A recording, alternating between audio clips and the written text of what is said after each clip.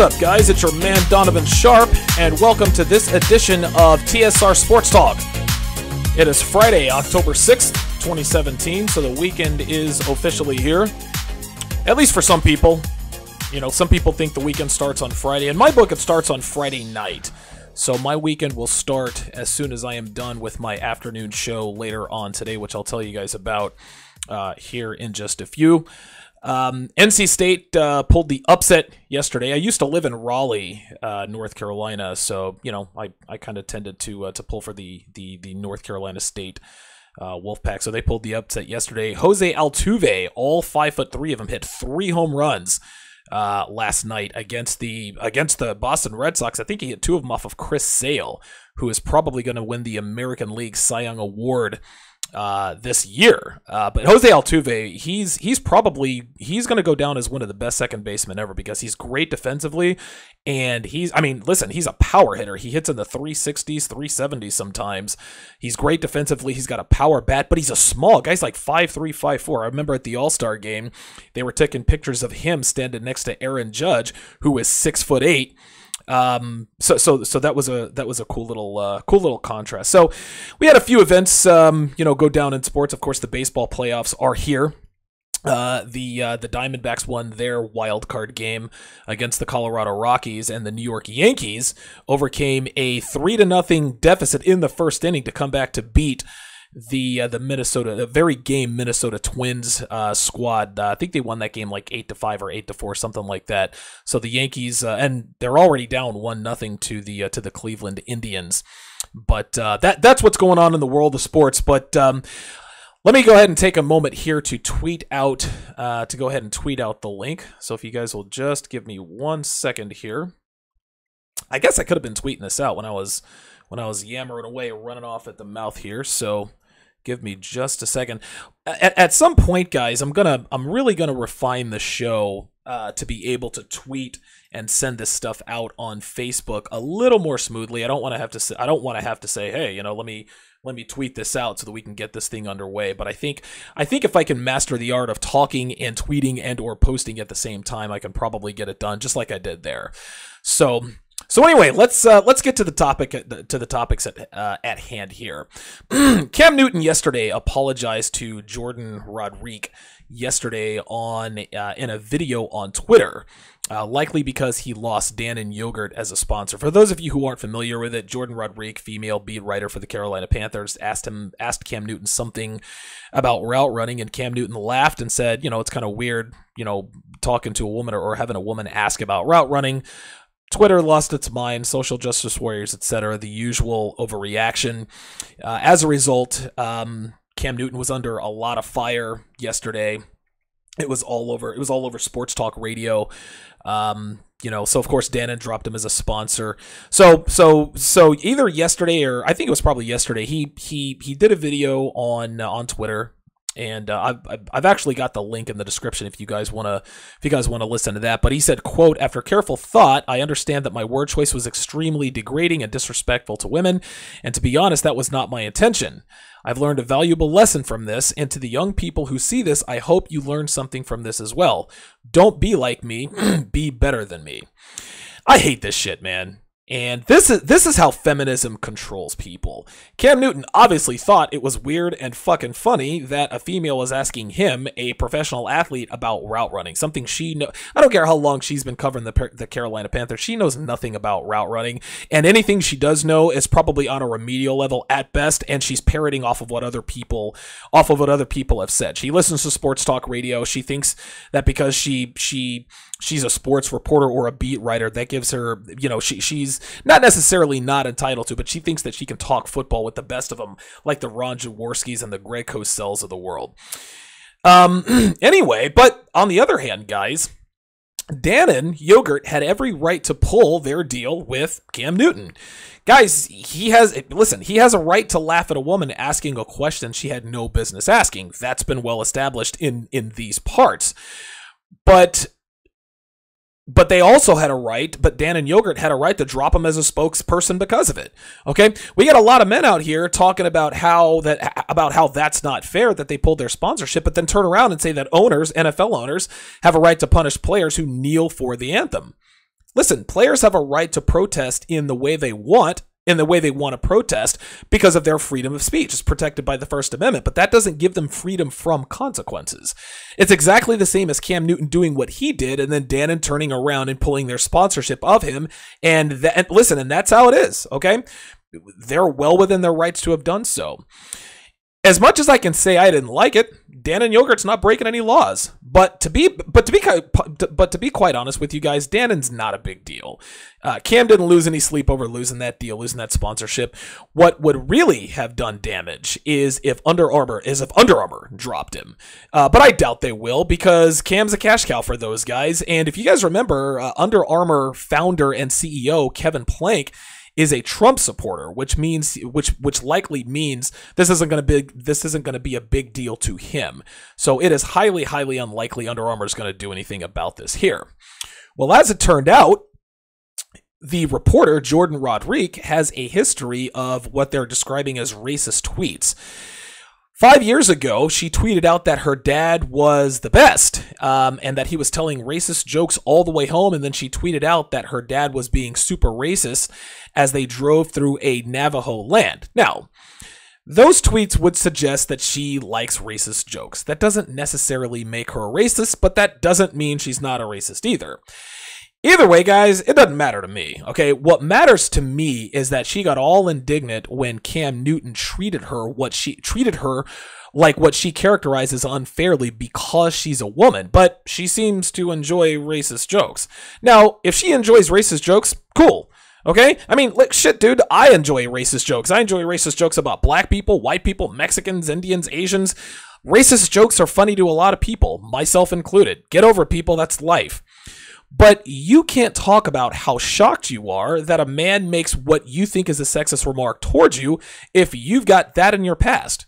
Okay? Listen, it doesn't work that way. You can't have it both ways. So, listen, that's the end of this entire saga. And this is all going to be forgotten. And in the end, there was no real collateral damage done. Cam Newton lost a yogurt sponsor, which he's not worried about. And we all found out that Jordan Rodrigue's dad is a racist. So the next time a female reporter wants to call out an athlete for being a sexist, make sure you've got your shit in line first, because people are going to go digging in your past, especially when you start acting like the victim. Let me check the chat here before I move on. Well, it looks like we've only got one guy in the house right now, and that is Cool Coley. So it's good to see you in here, Cool Coley. All right, let's so moving right along here, let's get into the more serious topic here. Last week, the Las Vegas Police Department released the videos that occurred before the Michael Bennett incident occurred. We all saw the Michael Bennett video where they had him down on the ground, they're holding guns to his head, shut the fuck up, don't move, etc., etc. And that particular story got swept under the rug, of course, because of the massacre in Las Vegas a few days back. But a few days before that, the Las Vegas Police Department announced that they would not be disciplining the officers involved in that incident. So I watched the video. During that particular shooting, during the other, not the massacre, but during the shooting that Michael Bennett was, I guess, a suspect in for a short time. And the camera showed Michael Bennett ducking and hiding behind slot machines. It was clear by the video, and I've linked the video. Okay, you guys can watch the video. I've got that linked in the description. Then when the cops spotted him running away, they chased him down, and the video we saw that was released, we assumed that they accosted him for no reason, but that he was black. But they didn't, guys. What Michael Bennett didn't tell us was that he was sneaking around a casino and then he ran. Dude, that's suspicious behavior. All right? A shooting just went down, and if a cop see a man of any color sneaking around a casino, then all of a sudden starts running away, they're going to be suspicious. Michael Bennett acted suspicious, so they detained Michael Bennett. That's how this works. Yes, they were aggressive with him because of his suspicious behavior. Now, listen, Michael Bennett wasn't violent and he didn't fight back, but again, he's a 6'4" black man who weighs 275 pounds. Of course they're going to be aggressive. I've said in the past that white cops shoot black men because of our genetic advantage in terms of physicality and strength, and it's absolutely true. Anyway, when Bennett wrote that letter talking about his experience, He characterized it as a one-sided affair. He made us all believe that he was picked out and detained strictly because he was black, when the video clearly shows that he was acting suspiciously. Guys, Michael Bennett misled everybody, including myself. The shit didn't go down like he said it did. What Michael Bennett did was feminine in nature, in that he didn't give us the entire story. And guys, girls do this all the time in order to avoid making themselves look bad and to further besmirch the other side. Bennett made us all think that there was absolutely zero reason those Las Vegas cops detained him other than that he was black. And that's bullshit. Not only did the cops, and guys, watch the video. When I'm done with this, watch the video. I'm going to link it in the description. Not only did the cops tell him why he was being detained, they apologized to him as they were releasing him and explained their rationale. Okay? Then after all of this, then he hits Twitter talking about how he feared for his life and about how he was treated unfairly. Guys, this is the kind of shit that gets people pissed off. Yes, police brutality is real. Yes, racial profiling is absolutely real. And yes, white cops shooting unarmed black men is absolutely a problem. But when you got guys like Michael Bennett giving us a one-sided account of situations like this, that ain't helping the situation. What it does is that it further discredits the black men who are out here talking about real experiences where they were treated unfairly or brutalized or shot and killed strictly because they were black. When you got guys like Bennett out here engaging in suspicious behavior, then acting shocked when he's detained and then telling the world he was treated unfairly, that makes us look bad.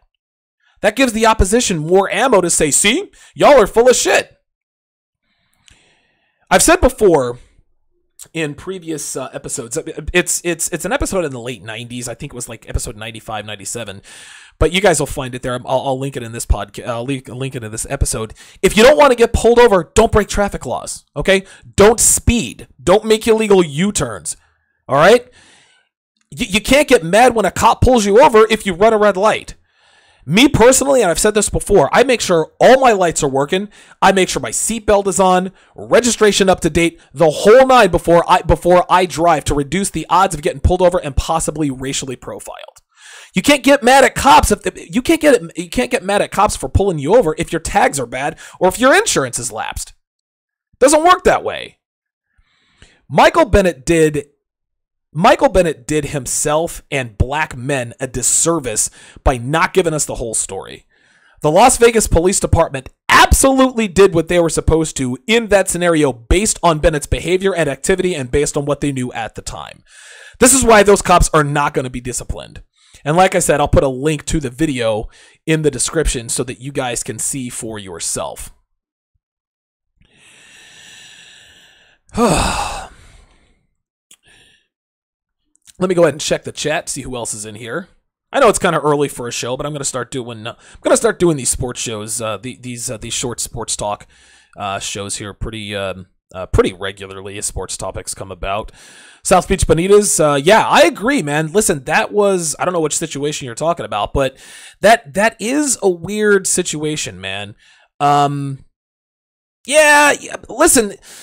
See, I gotta disagree with you, SBB. I don't give Bennett the benefit of the doubt because he didn't tell us the whole story.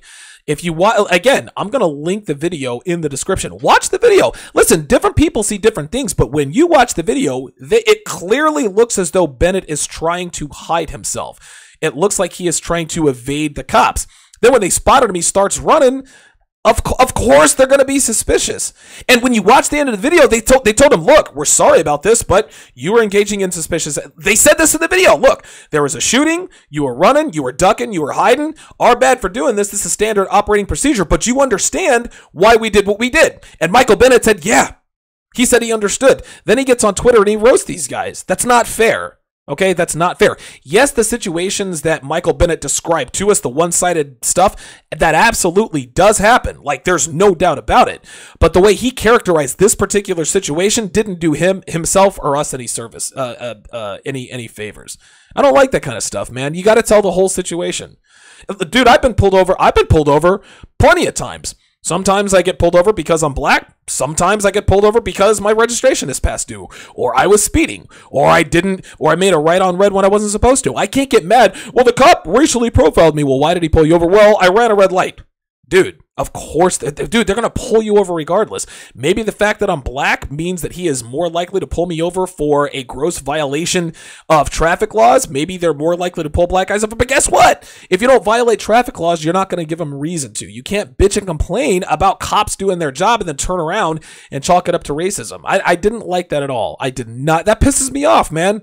That pisses me right off. Like, I was on his side. Like, I went to bat for this guy. You know, we're talking shit about the Las Vegas. And I know guys on the Las Vegas Police Department, man. And for him to come out here and badmouth these guys, knowing full well that this wasn't a one-sided affair, dude, that's bad form. That's bullshit. You can't do that.